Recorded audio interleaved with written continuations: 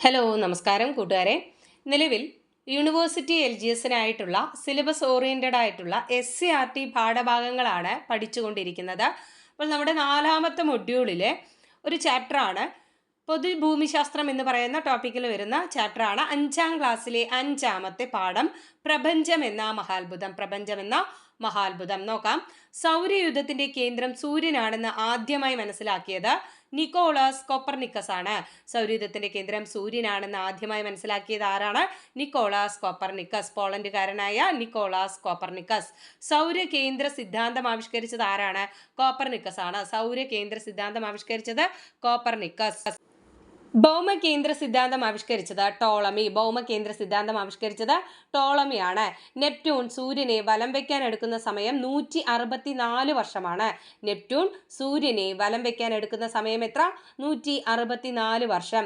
Uranus സൂര്യനെ വലം വയ്ക്കാൻ എടുക്കുന്ന സമയം 84 വർഷമാണ്. ചുറ്റിലും വലയങ്ങളുള്ള ഗ്രഹമാണ് ശനിയാണ്. ഏറ്റവും വലിയ ഗ്രഹമാണ് വ്യാഴം. ഏറ്റവും ചെറിയ ഗ്രഹമാണ് ബുധനാണ്. വ്യാഴം സൂര്യനെ വലം വയ്ക്കാൻ എടുക്കുന്ന സമയമാണ് 12 വർഷം. വ്യാഴം സൂര്യനെ വലം വയ്ക്കാൻ എടുക്കുന്ന സമയം 12 വർഷമാണ്. ഒരു വ്യാഴവട്ടക്കാലം എന്ന് അറിയപ്പെടുന്നത് എന്താണ്? ഈ 12 വർഷമാണ് ഒരു വ്യാഴവട്ടക്കാലം എന്ന് അറിയപ്പെടുന്നത്. ഉപഗ്രഹങ്ങളില്ലാത്ത ഗ്രഹങ്ങളാണ് ബുധൻ, ശുക്രൻ എന്നിവ. ഉപഗ്രഹങ്ങളില്ലാത്ത ഗ്രഹങ്ങൾ ഏതാണ്? ബുധൻ, ശുക്രൻ എന്നിവയ്ക്ക് ഉപഗ്രഹങ്ങളില്ല. ഏറ്റവും തിളക്കമുള്ള ഗ്രഹമാണ്, ഏറ്റവും ചൂടുള്ള ഗ്രഹമാണ് ശുക്രൻ. ഏറ്റവും തിളക്കമുള്ളതും ഏറ്റവും ചൂട് കൂടിയതുമായ ഗ്രഹമാണ് ഏത്? ശുക്രൻ. ബഹിരാകാശത്ത് നിന്ന് നോക്കുമ്പോൾ ഭൂമിയുടെ നിറം എന്താണ്? നീല. ഭൂമിയുടെ ഏക ഉപഗ്രഹമാണ് ചന്ദ്രനാണ്. പണ്ട് ജലമൊഴുകുന്ന സൂചനകൾ കണ്ടെത്തിയിട്ടുള്ള ഗ്രഹമാണ് ഗ്രഹം ഏതാണ്? ചൊവ്വ. സൗരയൂഥത്തിലെ ഒരേ ഒരു നക്ഷത്രമാണ് സൂര്യൻ. സ്വയം നിർമ്മിച്ച ടെലസ്കോപ്പ് ഉപയോഗിച്ച് വാന നിരീക്ഷണത്തിന് തുടക്കമിട്ട ഇറ്റലിക്കാരനായ ഊർജ തന്ത്രജ്ഞനാണ് ആര്? ഗലീലിയോ ഗലീലൈ. സ്വയം നിർമ്മിച്ച ടെലസ്കോപ്പ് ഉപയോഗിച്ച് വാന നിരീക്ഷണത്തിന് തുടക്കമിട്ട ഇറ്റലിക്കാരനായ ഊർജ തന്ത്രജ്ഞനാണ് ആര്? Galileo Galilei. വ്യാഴത്തിന്റെ 4 ഉപഗ്രഹങ്ങളെ കണ്ടെത്തിയത് ആരാണ്? ഗലീലിയോ ഗലീലിയാണ്. വ്യാഴത്തിന്റെ 4 ഉപഗ്രഹങ്ങളെ കണ്ടെത്തി. ചൊവ്വയുടെയും വ്യാഴത്തിന്റെയും ഇടയിലായി സൂര്യനെ വലം വയ്ക്കുന്ന പാറക്കഷ്ണങ്ങൾ അറിയപ്പെടുന്നത് ക്ഷുദ്രഗ്രഹങ്ങൾ. ചൊവ്വയുടെയും വ്യാഴത്തിന്റെയും ഇടയിലായി സൂര്യനെ വലം വയ്ക്കുന്ന പാറക്കഷ്ണങ്ങൾ അറിയപ്പെടുന്നത് ക്ഷുദ്രഗ്രഹങ്ങൾ. ഐഡ എന്നത് ക്ഷുദ്രഗ്രഹമാണ്. ക്ഷുദ്രഗ്രഹമാണ്. സൗരയൂഥത്തിൽ ശയന പ്രദക്ഷിണം നടത്തുന്ന ഗ്രഹമാണ് യുറാനസ്. ഗ്രഹം ഏതാണ്? യുറാനസ്. മറ്റു ഗ്രഹങ്ങൾ പമ്പരം പോലെ കറങ്ങുമ്പോൾ യുറാനസ് വാഹനങ്ങളുടെ ചക്രം പോലെ കറങ്ങുന്നു. ശുക്രനിൽ സൂര്യൻ ഉദിക്കുന്നത് എവിടെയാണ്? പടിഞ്ഞാറ്. പകലും നക്ഷത്രങ്ങളെ കാണാൻ കഴിയുന്നത് എവിടെയാണ്? ചന്ദ്രനിൽ. പ്ലൂട്ടോയുടെ ഗ്രഹപദവി ഇന്റർനാഷണൽ ആസ്ട്രോണമിക്കൽ യൂണിയൻ അഥവാ IAU നിർത്തലാക്കിയത് എപ്പോഴാണ്? 2006 ഓഗസ്റ്റ് 24. പ്ലൂട്ടോയുടെ ഗ്രഹപദവി ഇന്റർനാഷണൽ ആസ്ട്രോണമിക്കൽ യൂണിയൻ എന്നറിയപ്പെടുന്ന IAU നിർത്തലാക്കിയത് 2006 ഓഗസ്റ്റ് 24. പ്ലൂട്ടോയുടെ ഗ്രഹപദവി നഷ്ടപ്പെടാൻ കാരണം എന്താണ്? നെപ്റ്റ്യൂണിന്റെ ഭ്രമണപഥം മുറിച്ചു കടക്കുന്നതിനാലും സ്വന്തം ഉപഗ്രഹമായ ഷാരണിനെ ചുറ്റുന്നതിനാലുമാണ് പ്ലൂട്ടോയുടെ ഗ്രഹപദവി നഷ്ടപ്പെട്ടത്. എന്തുകൊണ്ടാണ്? നെപ്റ്റ്യൂണിന്റെ ഭ്രമണപഥം മുറിച്ചു കടക്കുന്നതിനാലും സ്വന്തം ഉപഗ്രഹമായ ഷാരണിനെ ചുറ്റുന്നതിനാലുമാണ് പ്ലൂട്ടോയുടെ ഗ്രഹപദവി നഷ്ടമായത്. സൗരയൂഥത്തിൽ അപൂർവമായി എത്തുന്ന അശുദ്ധ ഹിമ പദാർത്ഥങ്ങളാണ് വാൽനക്ഷത്രങ്ങൾ. സൗരയൂഥത്തിൽ അപൂർവമായി എത്തുന്ന അശുദ്ധ ഹിമ പദാർത്ഥങ്ങളാണ് വാൽനക്ഷത്രങ്ങൾ. 2013 പ്രത്യക്ഷപ്പെട്ട വാൽനക്ഷത്രമാണ് ഐസൺ. ഐസൺ. ബഹിരാകാശത്ത് നിന്ന് ഭൂമിയുടെ അന്തരീക്ഷത്തിലേക്ക് കടക്കുന്ന പല വലിപ്പത്തിലുള്ള പാറക്കഷ്ണങ്ങളാണ് ഉൽക്കകൾ. ബഹിരാകാശത്ത് നിന്ന് ഭൂമിയുടെ അന്തരീക്ഷത്തിലേക്ക് കടക്കുന്ന പല വലിപ്പത്തിലുള്ള പാറക്കഷ്ണങ്ങൾ അറിയപ്പെടുന്നതാണ് ഉൽക്കകൾ. കത്തിത്തീരാതെ ഭൂമിയിലേക്ക് വീഴുന്ന ഉൽക്കകളുടെ അവശിഷ്ടങ്ങൾ അറിയപ്പെടുന്നത് ഉൽക്കാശിലകൾ എന്നാണ്. കത്തിത്തീരാതെ ഭൂമിയിലേക്ക് വീഴുന്ന ഉൽക്കകളുടെ അവശിഷ്ടങ്ങൾ അറിയപ്പെടുന്നത് ഉൽക്കാശിലകൾ. സൗരയൂഥം ഉൾപ്പെടുന്ന ഗാലക്സിയാണ് ക്ഷീരപഥം അഥവാ മിൽക്കി വേ. സൗരയൂഥം ഉൾപ്പെടുന്ന ഗാലക്സിയാണ് ക്ഷീരപഥം അഥവാ മിൽക്കി വേ. പുരാതന ഭാരതീയ ജ്യോതിശാസ്ത്രജ്ഞന്മാരാണ് വരാഹമിഹിരനും ആര്യഭടനും. പുരാതന ഭാരതീയ ജ്യോതിശാസ്ത്രജ്ഞന്മാരാണ് വരാഹമിഹിരനും ആര്യഭടനും. ക്ലിയർ ആയോ? നമ്മൾ അടുത്തൊരു ചാപ്റ്റർ നോക്കുകയാണ്. 5ാം ക്ലാസ്സിലെ 6ാമത്തെ പാഠം വൻകരകളും സമുദ്രങ്ങളും. 5ാം ക്ലാസ്സിലെ 6ാമത്തെ പാഠം വൻകരകളും സമുദ്രങ്ങളും. വൻകരകളുടെ എണ്ണം 7ആണ്. വൻകരകൾ എത്ര എണ്ണമാണുള്ളത്? 7 എണ്ണം. ഏഷ്യ, ആഫ്രിക്ക, വടക്കേ അമേരിക്ക, തെക്കേ America, Europe, Antarctica, Australia. Asia, Africa, വടക്കേ അമേരിക്ക, തെക്കേ അമേരിക്ക, യൂറോപ്പ്, അന്റാർട്ടിക്ക, ഓസ്ട്രേലിയ. നോക്കാം. ആദ്യത്തെ വൻകരയാണ് ഏഷ്യ. ഏറ്റവും വലിയ വൻകര ഇന്ത്യൻ മഹാസമുദ്രത്തിന് വടക്കായി സ്ഥിതി ചെയ്യുന്നു. എന്താണ് വടക്ക്? മുകളിലായി സ്ഥിതി ചെയ്യുന്നു അല്ലെ. ജനസംഖ്യ ഏറ്റവും കൂടിയ വൻകരയാണ് ഏഷ്യ. അപ്പൊ എന്താണ് ഏറ്റവും വലിയ വൻകര? ഇന്ത്യൻ മഹാസമുദ്രത്തിന് വടക്കായി സ്ഥിതി ചെയ്യുന്നു. ജനസംഖ്യ ഏറ്റവും കൂടിയ വൻകര. ഇന്ത്യ സ്ഥിതി ചെയ്യുന്ന വൻകര. ഇന്ത്യ ഏത് വൻകരയിലാണ് സ്ഥിതി ചെയ്യുന്നത്? ഏഷ്യ. ലോകത്തിലെ ഏറ്റവും ഉയരം കൂടിയ കൊടുമുടിയായ നേപ്പാളിലെ എവറസ്റ്റ് സ്ഥിതി ചെയ്യുന്ന വൻകര. ലോകത്തിലെ ഏറ്റവും ഉയരം കൂടിയ കൊടുമുടിയായ നേപ്പാളിലെ എവറസ്റ്റ് സ്ഥിതി ചെയ്യുന്ന വൻകര. ലോകത്തെ ഏറ്റവും കൂടുതൽ നെല്ല് ഉൽപ്പാദിപ്പിക്കുന്ന വൻകര. അപ്പൊ ലോകത്തെ ഏറ്റവും കൂടുതൽ നെല്ല് ഉൽപ്പാദിപ്പിക്കുന്ന ഏത് വൻകരയിലാണ്? ഏഷ്യയിലാണ്. ഹിമാലയം സ്ഥിതി ചെയ്യുന്ന വൻകര. ഹിമാലയം സ്ഥിതി ചെയ്യുന്ന വൻകര. ഒന്നുകൂടെ പറയാം. ഏഷ്യ. ഏഷ്യയുടെ പ്രത്യേകത എന്താണ്? ഏറ്റവും വലിയ വൻകരയാണ്. ഇന്ത്യൻ മഹാസമുദ്രത്തിന് വടക്കായി സ്ഥിതി ചെയ്യുന്നു. ജനസംഖ്യ ഏറ്റവും കൂടിയ വൻകരയാണ്. ഇന്ത്യ സ്ഥിതി ചെയ്യുന്ന വൻകരയാണ്. ലോകത്തിലെ ഏറ്റവും ഉയരം കൂടിയ കൊടുമുടിയായ എവറസ്റ്റ് എവിടെയാണ് സ്ഥിതി ചെയ്യുന്നത്? നേപ്പാളില്. അതെവിടെയാണ്? ഏഷ്യയിലാണ്. ലോകത്തെ ഏറ്റവും കൂടുതൽ നെല്ല് ഉൽപ്പാദിപ്പിക്കുന്ന വൻകരയാണ് ഏഷ്യ. ഹിമാലയം സ്ഥിതി ചെയ്യുന്ന വൻകര. എല്ലാം കിട്ടിയില്ലേ? അപ്പൊ അടുത്തത് നോക്കാം. ആഫ്രിക്ക. ആഫ്രിക്കയുടെ പ്രത്യേകത എന്താണ്? വലുപ്പത്തിൽ 2ാം സ്ഥാനം. ഇന്ത്യൻ മഹാസമുദ്രത്തിനും അറ്റ്ലാന്റിക് സമുദ്രത്തിനും ഇടയിൽ സ്ഥിതി ചെയ്യുന്നു. ഇന്ത്യൻ മഹാസമുദ്രത്തിനും അറ്റ്ലാന്റിക് മഹാസമുദ്രത്തിനും ഇടയിൽ സ്ഥിതി ചെയ്യുന്നു. ജനവാസത്തിൽ 2ാം സ്ഥാനം. ലോകത്തിലെ ഏറ്റവും വലിയ മരുഭൂമിയായ സഹാറ സ്ഥിതി ചെയ്യുന്ന വൻകര. അപ്പൊ സഹാറ മരുഭൂമി എവിടെയാണ്? ആഫ്രിക്കയിലാണ്. ലോകത്തിലെ ഏറ്റവും നീളം കൂടിയ നദിയായ നൈൽ 6850 കിലോമീറ്റർ ഒഴുകുന്ന വൻകരയാണ് ഇത്? ആഫ്രിക്ക. അപ്പോൾ ലോകത്തെ ഏറ്റവും നീളം കൂടിയ നദി ഏതാണ്? നൈലാണ്. അത് സ്ഥിതി ചെയ്യുന്നത് എവിടെയാണ്? ആഫ്രിക്കയിലാണ്. അന്താരാഷ്ട്ര നദി എന്നറിയപ്പെടുന്നത് നൈലാണ്. ആഫ്രിക്കൻ വൻകരയിലെ 11 രാജ്യങ്ങളിലൂടെ ഒഴുകുന്നു. അപ്പോൾ ആഫ്രിക്കൻ വൻകരയിലെ 11 രാജ്യങ്ങളിലൂടെ ഒഴുകുന്ന നദി ഏതാണ്? നൈലാണ്. ഈജിപ്ത്, സുഡാൻ എന്നീ രാജ്യങ്ങളുടെ ജീവനാഡി എന്നറിയപ്പെടുന്നത് ഏതാണ്? നൈൽ നദിയാണ്. ഈജിപ്ത്, സുഡാൻ എന്നീ രാജ്യങ്ങളുടെ ജീവനാഡി എന്നറിയപ്പെടുന്നത് നൈൽ നദിയാണ്. കിട്ടിയോ? ഒന്നുകൂടെ നോക്കാം. വലുപ്പത്തിൽ 2ാം സ്ഥാനമാണ് ആഫ്രിക്കയ്ക്ക്. ഇന്ത്യൻ മഹാസമുദ്രത്തിനും അറ്റ്ലാന്റിക് സമുദ്രത്തിനും ഇടയിൽ സ്ഥിതി ചെയ്യുന്നു. ജനവാസത്തിൽ 2ാം സ്ഥാനം. ലോകത്തിലെ ഏറ്റവും വലിയ മരുഭൂമിയായ സഹാറ സ്ഥിതി ചെയ്യുന്ന വൻകരയാണ് ആഫ്രിക്ക. ലോകത്തിലെ ഏറ്റവും നീളം കൂടിയ നദിയായ നൈൽ 6850 കിലോമീറ്റർ ഒഴുകുന്ന വൻകരയാണ്. അന്താരാഷ്ട്ര നദി എന്നറിയപ്പെടുന്നത് നൈലാണ്. ആഫ്രിക്കൻ വൻകരയിലെ 11 രാജ്യങ്ങളിലൂടെ ഒഴുകുന്നു. ഈജിപ്ത്, സുഡാൻ എന്നീ രാജ്യങ്ങളുടെ ജീവനാഡിയാണ് നൈൽ നദി. അടുത്തത് വടക്കേ അമേരിക്ക. പസഫിക്കിനും അറ്റ്ലാന്റിക്കിനും ഇടയിൽ സ്ഥിതി ചെയ്യുന്നു. വലിപ്പത്തിൽ 3ാം സ്ഥാനം. അലാസ്ക പർവ്വതനിരയിലെ മക്കൻലിയാണ് ഈ വൻകരയിലെ ഏറ്റവും ഉയരം കൂടിയ കൊടുമുടി. പഞ്ചമഹാതടങ്ങൾ കാണപ്പെടുന്ന വൻകര. എക്സിമോകൾ അഥവാ ഇന്യൂട്ടുകൾ താമസിക്കുന്ന വൻകര. ലോകത്ത് ഗോതമ്പ് ഏറ്റവും കൂടുതൽ ഉൽപ്പാദിപ്പിക്കുന്ന വൻകരയാണെന്ത്? വടക്കേ അമേരിക്ക. പഞ്ചമഹാതടങ്ങൾ ഏതെല്ലാമാണ്? Superior, Michigan, Huron, Erie, Ontario. ഏതൊക്കെയാണ്? Superior, Michigan, Huron, Erie, Ontario എന്നറിയപ്പെടുന്ന പഞ്ചമഹാതടങ്ങൾ സ്ഥിതി ചെയ്യുന്ന വൻകര. വടക്കൻ ധ്രുവപ്രദേശത്ത് താമസിക്കുന്ന എക്സിമോകളുടെ വീടുകൾ അറിയപ്പെടുന്നത് ഇഗ്ലൂ എന്നാണ്.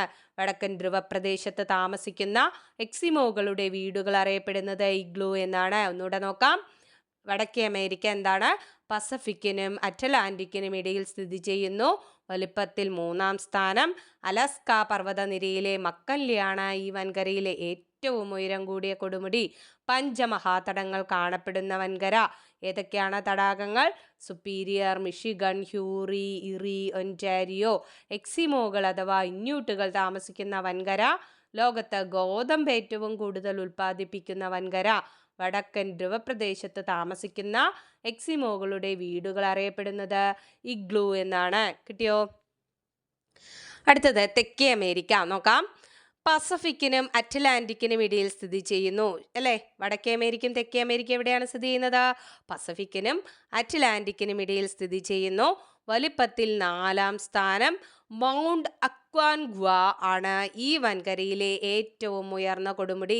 മൗണ്ട് അക്വാൻഗ്വ ആണ് ഈ വൻകരയിലേത് തെക്കേ അമേരിക്കയിലെ ഏറ്റവും ഉയർന്ന കൊടുമുടി. ഏറ്റവും കൂടുതൽ ശുദ്ധജലം വഹിക്കുന്ന നദിയായ ആമസോൺ നദി ഒഴുകുന്ന വൻകര. ആമസോൺ നദി ഒഴുകുന്നത് എവിടെയാണ്? തെക്കേ അമേരിക്ക. ഏറ്റവും കൂടുതൽ ശുദ്ധജലം വഹിക്കുന്ന നദിയായ ആമസോൺ നദി ഒഴുകുന്ന വൻകര കന്നുകാലി വളർത്തലിന് പ്രസിദ്ധമാണ്. ആമസോൺ നദിയിൽ കാണപ്പെടുന്ന ഒരുതരം ഭീകര മത്സ്യമാണ് പിരാന. മരച്ചീനിയുടെ ജന്മദേശം എന്നറിയപ്പെടുന്നത് തെക്കേ അമേരിക്കയാണ്. അപ്പം എന്താണ് പ്രത്യേകത നോക്കാം. തെക്കേ അമേരിക്കയുടെ പ്രത്യേകത പസഫിക്കിനും അറ്റ്ലാന്റിക്കിനും ഇടയിൽ സ്ഥിതി ചെയ്യുന്നു. വലുപ്പത്തിൽ 4-ാം സ്ഥാനം മൗണ്ട് അക്വാൻഗ്വ ആണ് ഈ വൻകരയിലെ ഏറ്റവും ഉയർന്ന കൊടുമുടി. ഏറ്റവും കൂടുതൽ ശുദ്ധജലം വഹിക്കുന്ന നദിയായ ആമസോൺ നദി ഒഴുകുന്ന വൻകരയാണ്. കന്നുകാലി വളർത്തലിന് പ്രസിദ്ധമാണ്. ആമസോൺ നദിയിൽ കാണപ്പെടുന്ന ഒരുതരം ഭീകര മത്സ്യമാണ് പിരാന. മരച്ചീനിയുടെ ജന്മദേശം ഏതാണ്? തെക്കേ അമേരിക്ക. കിട്ടിയോ? അടുത്തത് അന്റാർട്ടിക്ക. അന്റാർട്ടിക്ക നോക്കാം. ലോകത്തിലെ ഏറ്റവും തണുപ്പ് കൂടിയ പ്രദേശമാണ് അന്റാർട്ടിക്ക. ലോകത്തിലെ ഏറ്റവും തണുപ്പ് കൂടിയ പ്രദേശം അന്റാർട്ടിക്ക. വലുപ്പത്തിൽ 5-ാം സ്ഥാനം. വെളുത്ത ഭൂഖണ്ഡം എന്നറിയപ്പെടുന്നു. വെളുത്ത ഭൂഖണ്ഡം എന്ന് അറിയപ്പെടുന്നു. വർഷം മുഴുവൻ മഞ്ഞു മൂടി കിടക്കുന്നതിനാലാണ് വെളുത്ത ഭൂഖണ്ഡം എന്നറിയപ്പെടുന്നത്. സ്ഥിരമായ ജനവാസമില്ല. എന്തുകൊണ്ടാണ്? തണുപ്പ് കൂടിയതുകൊണ്ട്. പെൻഗ്വിനുകൾ കാണപ്പെടുന്നു. നിലവിൽ അന്റാർട്ടിക്കയിലെ ഇന്ത്യയുടെ ഗവേഷണ കേന്ദ്രങ്ങളാണ് മൈത്രി, ഭാരതി എന്നിവ. ഇന്ത്യയുടെ ആദ്യ അന്റാർട്ടിക് ഗവേഷണ കേന്ദ്രമാണ് ദക്ഷിണ ഗംഗോത്രി. 1983 മറക്കരുത്, PYQ ആണ്. ഇന്ത്യയുടെ ആദ്യ അന്റാർട്ടിക്കയിലെ ഗവേഷണ കേന്ദ്രമാണ് ദക്ഷിണ ഗംഗോത്രി. 1983. ദക്ഷിണ ഗംഗോത്രിയിൽ ഇന്ത്യ തപാൽ ഓഫീസ് തുടങ്ങിയത് 1983 ദക്ഷിണ ഗംഗോത്രിയിൽ ഇന്ത്യ തപാൽ ഓഫീസ് തുടങ്ങിയ വർഷം ഏതാണ്? 1983. കിട്ടിയോ? എന്താണ് അന്റാർട്ടിക്കയുടെ പ്രത്യേകത? വെളുത്ത ഭൂഖണ്ഡം എന്നറിയപ്പെടുന്നു. ലോകത്തിലെ ഏറ്റവും തണുപ്പ് കൂടിയ പ്രദേശമാണ്. വലുപ്പത്തിൽ 5-ാം സ്ഥാനം. സ്ഥിരമായ ജനവാസമില്ല. പെൻഗ്വിനുകൾ കാണപ്പെടുന്നു. നിലവിൽ അന്റാർട്ടിക്കയിലെ ഇന്ത്യയുടെ ഗവേഷണ കേന്ദ്രങ്ങളാണ് മൈത്രി, ഭാരതി എന്നിവ. ഇന്ത്യയുടെ ആദ്യ അന്റാർട്ടിക് ഗവേഷണ കേന്ദ്രമാണ് ദക്ഷിണ ഗംഗോത്രി. ഏത് വർഷമാണ് സ്ഥാപിതമായത്? 1983. ദക്ഷിണ ഗംഗോത്രിയിൽ ഇന്ത്യ തപാൽ ഓഫീസ് തുടങ്ങിയത് ഏത് വർഷമാണ്? 1983. കിട്ടിയോ? അടുത്തത് യൂറോപ്പ്. അറ്റ്ലാന്റിക് സമുദ്രത്തിനും ഏഷ്യ വൻകരയ്ക്കും ഇടയിലായി സ്ഥിതി ചെയ്യുന്ന വൻകരയാണ് യൂറോപ്പ്. അറ്റ്ലാന്റിക് സമുദ്രത്തിനും എവിടെയാണ്? അറ്റ്ലാന്റിക്കിനും ഏഷ്യ വൻകരയ്ക്കും ഇടയിലായി സ്ഥിതി ചെയ്യുന്നതാണ് യൂറോപ്പ്.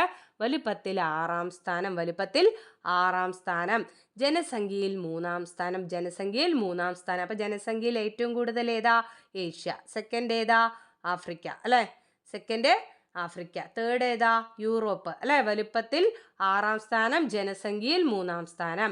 യൂറോപ്പിനെ ഏഷ്യയിൽ നിന്ന് വേർതിരിക്കുന്ന പർവ്വതനിരയാണ് യുറാൽ പർവ്വതനിര. എന്താണ് യൂറോപ്പിനെ ഏഷ്യയിൽ നിന്നും വേർതിരിക്കുന്ന പർവ്വതനിര? യുറാൽ പർവ്വതനിര. മത്സ്യബന്ധനത്തിന് പ്രസിദ്ധമാണ്. പാതിരാ സൂര്യന്റെ നാട്ടിൽ ആരുടെ കൃതിയാണ്? SK പൊറ്റക്കാടിന്റെ കൃതിയാണ് പാതിരാ സൂര്യന്റെ നാട്ടിൽ. ആരുടെ കൃതിയാണ്? SK പൊറ്റക്കാട്. പാതിരാ സൂര്യന്റെ നാട് എന്നറിയപ്പെടുന്ന രാജ്യം ഏതാണ്? നോർവേ. പാതിരാ സൂര്യന്റെ നാട് എന്നറിയപ്പെടുന്നത് നോർവേ ആണ്. ഒന്നുകൂടെ നോക്കാം. യൂറോപ്പ് അറ്റ്ലാന്റിക് സമുദ്രത്തിനും ഏഷ്യ വൻകരയ്ക്കും ഇടയിലായി സ്ഥിതി ചെയ്യുന്നു. വലുപ്പത്തിൽ 6-ാം സ്ഥാനം, ജനസംഖ്യയിൽ 3-ാം സ്ഥാനം. യൂറോപ്പിനെ ഏഷ്യയിൽ നിന്ന് വേർതിരിക്കുന്ന പർവ്വതനിരയാണ് യുറാൽ പർവ്വതനിര. മത്സ്യബന്ധനത്തിന് പ്രസിദ്ധമാണ്. പാതിരാ സൂര്യന്റെ നാട്ടിൽ ആരുടെ കൃതിയാണ്? SK പൊറ്റക്കാടിന്റെ. പാതിരാ സൂര്യന്റെ നാട് എന്നറിയപ്പെടുന്നത് നോർവേ ആണ്. ക്ലിയർ ആണോ? ഓക്കെ. അപ്പോൾ അടുത്തത് അവസാനത്തെ 7-ാമത്തെ വൻകരയാണ് ഓസ്ട്രേലിയ. എന്താണ്? ഓസ്ട്രേലിയ. ഏറ്റവും ചെറിയ വൻകര, ഏറ്റവും ചെറിയ വൻകര ഓഷ്യാനിയ എന്നറിയപ്പെടുന്നു. ഓഷ്യാനിയ എന്നറിയപ്പെടുന്നത് ഓസ്ട്രേലിയയാണ്. വൻകര ദ്വീപ് എന്നറിയപ്പെടുന്നു. വൻകര ദ്വീപ് എന്ന് അറിയപ്പെടുന്നു. ഈ വൻകരയിൽ മാത്രം കാണുന്ന ജീവികളാണ് പ്ലാറ്റിപ്പസ്, കങ്കാരു, ഡിങ്കോ എന്നിവ. ഈ വൻകരയിൽ, അതായത് ഓസ്ട്രേലിയയിൽ മാത്രം കാണുന്ന ജീവികൾ ഏതാണ്? Platypus, kangaroo, dingo. Platypus, kangaroo, dingo. ചെമ്മരിയാട് വളർത്തലിന് പ്രസിദ്ധമാണ് ഓസ്ട്രേലിയ. പൂർണ്ണമായും ജലത്താൽ ചുറ്റപ്പെട്ട് കിടക്കുന്ന കരഭാഗങ്ങളാണ് ദ്വീപുകൾ എന്നറിയപ്പെടുന്നത്. പൂർണ്ണമായും ജലത്താൽ ചുറ്റപ്പെട്ട് കിടക്കുന്ന കരഭാഗങ്ങളാണ് ദ്വീപുകൾ. ലോകത്തിലെ ഏറ്റവും വലിയ ദ്വീപാണ് ഗ്രീൻലാൻഡ്. വളരെ വളരെ ഇമ്പോർട്ടൻ്റ് ആണ്, ഒരുപാട് എക്സാംസിന് ചോദിച്ചിട്ടുണ്ട്. ലോകത്തിലെ ഏറ്റവും വലിയ ദ്വീപ് ഏതാണ്? ഗ്രീൻലാൻഡ്. മുട്ടയിടുന്ന സസ്തനികളാണ് പ്ലാറ്റിപ്പസ് എക്കിഡ്ന. മുട്ടയിടുന്ന സസ്തനികളാണ് പ്ലാറ്റിപ്പസ് എക്കിഡ്ന. സഞ്ചി മൃഗം എന്നറിയപ്പെടുന്നത് കങ്കാരു ആണ്. സഞ്ചി മൃഗം കങ്കാരു. പിൻകാലും വാലും ഉപയോഗിച്ച് ചാടാൻ കഴിയുന്ന മൃഗമാണ് കങ്കാരു. പിൻകാലും വാലും ഉപയോഗിച്ച് ചാടാൻ കഴിയുന്ന മൃഗം കങ്കാരു. ഭാഗികമായി കരകളാൽ ചുറ്റപ്പെട്ട സമുദ്രഭാഗമാണ് കടൽ. ഭാഗികമായി കരകളാൽ ചുറ്റപ്പെട്ട സമുദ്രഭാഗം കടലാണ്. ഒന്നുകൂടെ നോക്കാം. ഓസ്ട്രേലിയയുടെ പ്രത്യേകത എന്താണ്? വളരെ ഇമ്പോർട്ടൻ്റ് ആണ്. നോക്കാം. ഏറ്റവും ചെറിയ വൻകര ഓഷ്യാനിയ എന്നറിയപ്പെടുന്നു. വൻകര ദ്വീപ് എന്നറിയപ്പെടുന്നു. ഈ വൻകരയിൽ മാത്രം കാണുന്ന ജീവികളാണ് പ്ലാറ്റിപ്പസ്, കങ്കാരു, ഡിങ്കോ. ചെമ്മരിയാട് വളർത്തലിന് പ്രസിദ്ധമാണ്. പൂർണ്ണമായും ജലത്താൽ ചുറ്റപ്പെട്ട് കിടക്കുന്ന കരഭാഗങ്ങളാണ് ദ്വീപുകൾ. ലോകത്തിലെ ഏറ്റവും വലിയ ദ്വീപാണ് ഗ്രീൻലാൻഡ്. മുട്ടയിടുന്ന സസ്തനിയാണ് പ്ലാറ്റിപ്പസ് എക്കിഡ്ന. സഞ്ചിമൃഗം എന്നറിയപ്പെടുന്നത് കങ്കാരു ആണ്. പിൻകാലും വാലും ഉപയോഗിച്ച് ചാടാൻ കഴിയുന്ന മൃഗമാണ് കങ്കാരു. ഭാഗികമായി കരകളാൽ ചുറ്റപ്പെട്ട സമുദ്രഭാഗം അറിയപ്പെടുന്നത് കടൽ എന്നാണ്. കിട്ടിയോ? നോക്കാം. സമുദ്രങ്ങൾ എത്ര എണ്ണമുണ്ട്? 5 എണ്ണം ഉണ്ട് അല്ലേ? നോക്കാം. പസഫിക് സമുദ്രം വലുപ്പത്തിൽ 1-ാം സ്ഥാനമാണ് പസഫിക് സമുദ്രത്തിന്. പസഫിക് സമുദ്രം അറിയപ്പെടുന്ന വേറൊരു പേരാണ് ശാന്തസമുദ്രം അല്ലേ? പസഫിക് സമുദ്രം അതുപോലെ ശാന്തസമുദ്രം എന്നറിയപ്പെടുന്നു. വലുപ്പത്തിൽ 1-ാം സ്ഥാനമാണ്. ഏറ്റവും കൂടുതൽ ദ്വീപുകൾ ഉള്ളത് എവിടെയാണ്? പസഫിക് സമുദ്രത്തിലാണ്. 20,000-ൽ പരം ദ്വീപുകൾ എവിടെ കാണപ്പെടുന്നു? പസഫിക് സമുദ്രത്തിൽ കാണപ്പെടുന്നു. ഏറ്റവും കൂടുതൽ മത്സ്യബന്ധനം നടക്കുന്നത് എവിടെയാണ്? പസഫിക് സമുദ്രത്തിലാണ്. ഏറ്റവും കൂടുതൽ മത്സ്യബന്ധനം നടക്കുന്നത് പസഫിക് സമുദ്രത്തിലാണ്. ലോകത്തിലെ ഏറ്റവും ആഴം കൂടിയ ഭാഗം ഏതാണ്? ചലഞ്ചർ ഗർത്തം അഥവാ മറിയാന ട്രഞ്ചാണ്. എന്ത്? ലോകത്തിലെ ഏറ്റവും ആഴം കൂടിയ ഭാഗമാണ് ചലഞ്ചർ ഗർത്തം അഥവാ മറിയാന ട്രഞ്ച്. ത്രികോണാകൃതിയിൽ കാണപ്പെടുന്ന സമുദ്രം ഏതാണ്? പസഫിക് സമുദ്രമാണ് അല്ലേ? ത്രികോണാകൃതിയിൽ കാണപ്പെടുന്നു. റിംഗ് ഓഫ് ഫയർ കാണപ്പെടുന്നത് എവിടെയാണ്? പസഫിക് സമുദ്രത്തിലാണ്. ഈസ്റ്റർ ദ്വീപ് കാണപ്പെടുന്നത് എവിടെയാണ്? പസഫിക് സമുദ്രത്തിലാണ്. മലബാർ ഗർത്തം കാണപ്പെടുന്നത് പസഫിക് സമുദ്രത്തിലാണ്. ഏറ്റവും വലിയ ദ്വീപായ പപ്പുവ ന്യൂഗിനിയ കാണപ്പെടുന്നത് എവിടെയാണ്?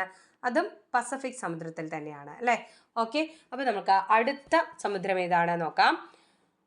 അറ്റ്ലാന്റിക് സമുദ്രം ഏതാണ്? അറ്റ്ലാന്റിക് സമുദ്രം വലുപ്പത്തിൽ 2-ാം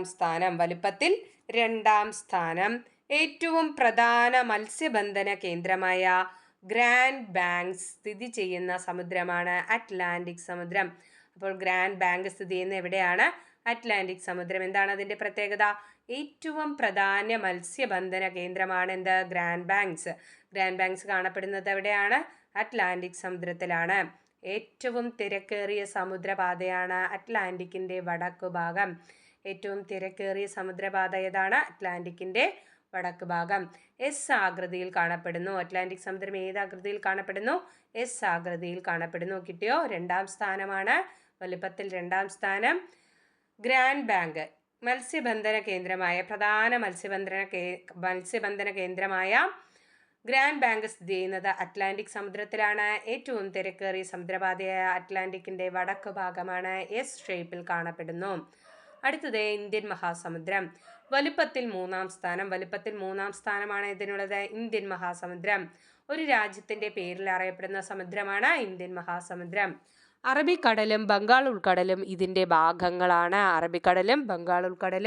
ഇതിൻ്റെ ഭാഗങ്ങളാണ്. പവിഴപ്പുറ്റുകൾക്ക് പ്രസിദ്ധമാണ്. ഇന്ത്യൻ മഹാസമുദ്രം പവിഴപ്പുറ്റുകൾക്ക് പ്രസിദ്ധമാണ്. പവിഴപ്പുറ്റുകൾ രൂപം കൊള്ളുന്നത് ഏത് സമുദ്രജീവികളുടെ മൃതാവശിഷ്ടങ്ങളിൽ നിന്നാണ്? കോറൽ പോളിപ്പുകളിൽ നിന്നാണ് പവിഴപ്പുറ്റുകൾ രൂപം കൊള്ളുന്നത്. ഒന്നുകൂടെ നോക്കാം. ഇന്ത്യൻ മഹാസമുദ്രത്തിന് വലുപ്പത്തിൽ 3-ാം സ്ഥാനമാണ്. ഒരു രാജ്യത്തിൻ്റെ പേരിൽ അറിയപ്പെടുന്ന സമുദ്രമാണ്. അറബിക്കടലും ബംഗാൾ ഉൾക്കടലും ഇതിൻ്റെ ഭാഗങ്ങളാണ്. പവിഴപ്പുറ്റുകൾക്ക് പ്രസിദ്ധമാണ്. പവിഴപ്പുറ്റുകൾ രൂപം കൊള്ളുന്നത് ഏത് സമുദ്രജീവിയുടെ മൃതാവശിഷ്ടങ്ങളിൽ നിന്നാണ്? കോറൽ പോളിപ്പുകൾ. അടുത്തത് അന്റാർട്ടിക് സമുദ്രം. അന്റാർട്ടിക് വൻകരയോട് ചേർന്ന് സ്ഥിതി ചെയ്യുന്നു. ഏറ്റവും ചെറിയ സമുദ്രമാണ് ഇത്, അന്റാർട്ടിക്.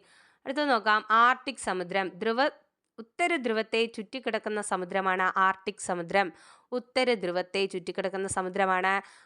സമുദ്രം. വർഷത്തിൽ 6 മാസം മഞ്ഞു മൂടി കിടക്കുന്നു. വലുപ്പത്തിൽ 4-ാം സ്ഥാനമാണ്. 5-ാം സ്ഥാനം അന്റാർട്ടിക്ക, 4-ാം സ്ഥാനം ആർട്ടിക്ക. കിട്ടിയോ? അപ്പോൾ എന്താണ്? അന്റാർട്ടിക്കയ്ക്ക് 5-ാം സ്ഥാനമാണ് അല്ലേ. 4-ാം സ്ഥാനം ആർട്ടിക്കിനാണ്. ഉത്തര ധ്രുവത്തെ ചുറ്റിക്കിടക്കുന്നു. വർഷത്തിൽ 6 മാസം മഞ്ഞു മൂടി കിടക്കുന്നു. വലുപ്പത്തിൽ 4-ാം സ്ഥാനം. അന്റാർട്ടിക്ക ആണെങ്കിൽ 5-ാം സ്ഥാനം. ഏറ്റവും ചെറിയ സമുദ്രം ഏതാണ്? അന്റാർട്ടിക്ക അല്ലേ. അന്റാർട്ടിക്ക. കിട്ടിയോ? എല്ലാം കിട്ടിയില്ലേ? ഓക്കെ, നമ്മൾ ഇനി അടുത്ത ചാപ്റ്ററിലോട്ട് കിടക്കുകയാണ്. 6-ാം ക്ലാസ്സിലെ 5-ാമത്തെ പാഠം ഭൂമി കഥയും കാര്യവും എന്ന് പറയുന്ന ഒരു ചാപ്റ്ററാണ്. നോക്കാം. ഭൂമിക്ക് ഗോളാകൃതിയാണെന്ന് ആശയം ആദ്യമായി മുന്നോട്ട് വെച്ചത് ആരാണ്?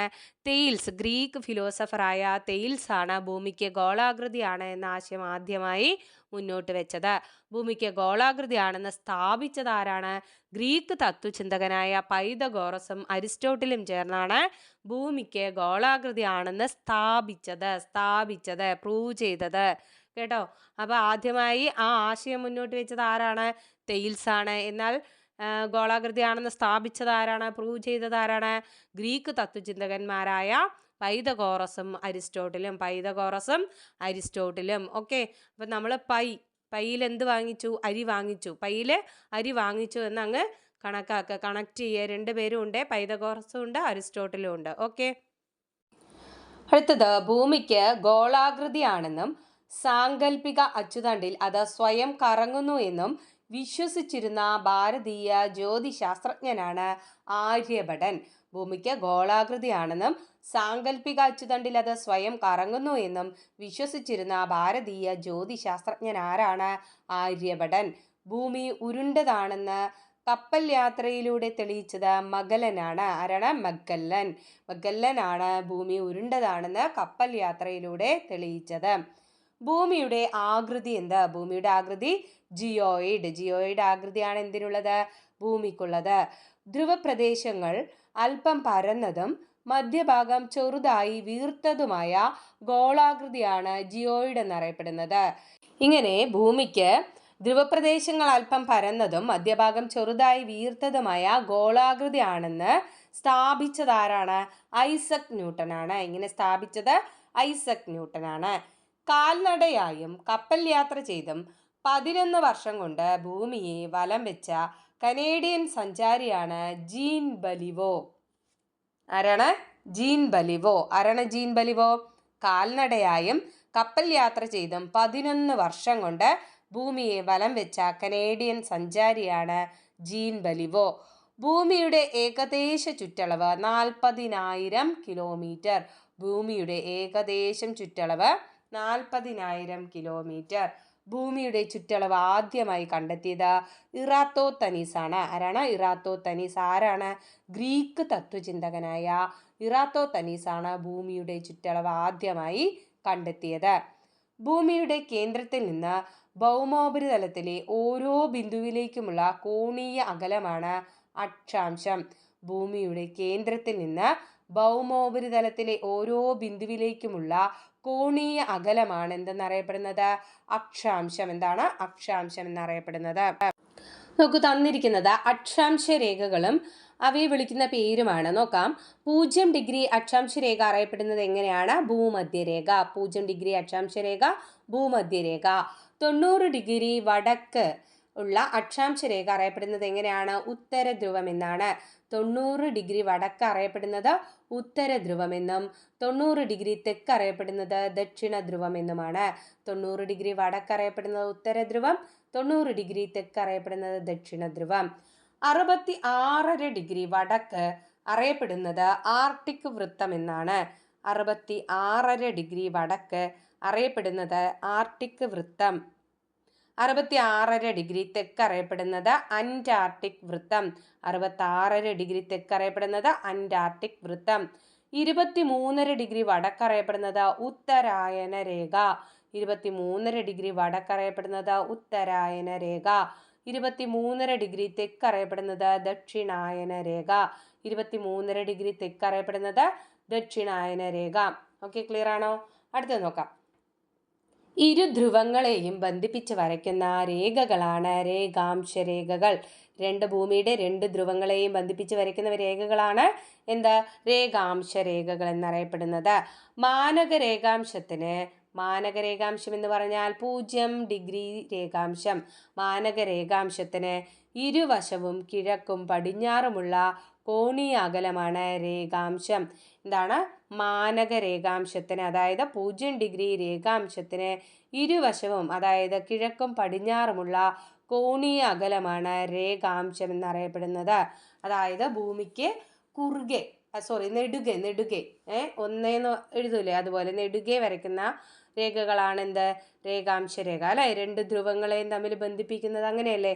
ഓക്കെ, അപ്പോൾ അടുത്ത പോയിന്റ്, ഇന്ത്യ സ്ഥിതി ചെയ്യുന്നത് 8 ഡിഗ്രി വടക്കിനും 38 ഡിഗ്രി വടക്കിനും അക്ഷാംശമാണ്. 8 ഡിഗ്രി വടക്കിനും 38 ഡിഗ്രി വടക്കിനും 68 ഡിഗ്രി കിഴക്കിനും 98 ഡിഗ്രി കിഴക്കിനും ഇടയിലാണ് ഇന്ത്യ സ്ഥിതി ചെയ്യുന്നത്. എങ്ങനെയാണ്? 8 ഡിഗ്രി 38 ഡിഗ്രി അല്ലേ.